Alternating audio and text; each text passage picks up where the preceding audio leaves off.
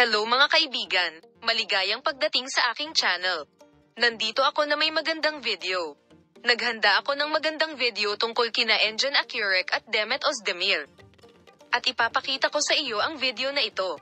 Minamahal na mga tagasunod, si Engin Akyurek, isa sa mga sikat na aktor ng Turkish na telebisyon, ay dumating sa agenda na may huling minutong pag-unlad at inihayag na iminungkahi niya si Demet Özdemir.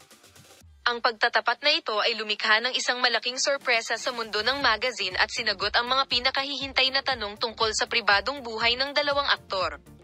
Kilala sina Engin Akyurek at Demet Özdemir bilang mag-asawang kilala sa mga proyektong pinagtulungan nila sa Turkish TV series. Ang chemistry ng dalawa ay nakakuha ng atensyon ng maraming fans sa kanilang mga TV series projects at sa kanilang mga pribadong buhay. Ngunit sa pangkalahatan ay nanahimik sila tungkol sa kanilang relasyon. Ang anunsyo ni Engin Akyurek na iminungkahi niya kay Demet Özdemir ay nagpapahiwatig ng isang mahalagang pag-unlad sa pribadong buhay ng dalawang aktor. Ang pahayag na ito ay nangangahulugan na ang relasyon ng mag-asawa ay maaaring naging opisyal at natanggap na may labis na pananabik ng kanilang mga tagahanga.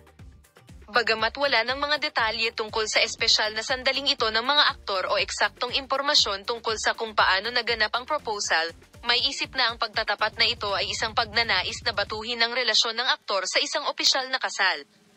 Ang pag-amin ni Engin Akyurek na nag-propose siya kay Demet Özdemir ay isang malaking sorpresa sa mundo ng magazine at sa kanyang mga tagahanga.